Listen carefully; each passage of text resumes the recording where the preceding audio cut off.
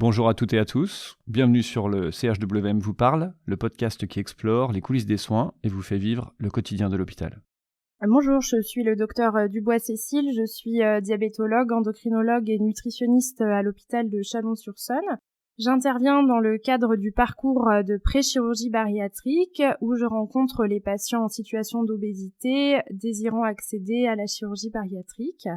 Tout d'abord, lorsque je rencontre les patients, je vais chercher des causes médicales pouvant expliquer leur obésité, ce qu'on appelle les causes secondaires d'obésité.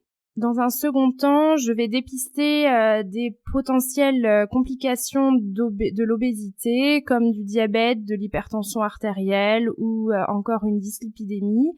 Et s'il en existe, il va falloir que les comorbidités soient stabilisées avant d'envisager la chirurgie bariatrique. Chaque patient bénéficie d'une biologie complète à la recherche de carences, notamment vitaminiques, et s'il en existe, ces carences doivent être supplémentées avant la potentielle chirurgie bariatrique. À la fin du parcours, nous nous réunissons avec la diététicienne et la psychologue afin de s'assurer qu'il n'existe pas de contre-indication à la chirurgie bariatrique. Lorsque le dossier est validé par la diététicienne, la psychologue et moi-même, les patients revoient leur chirurgien en consultation afin d'organiser la chirurgie bariatrique.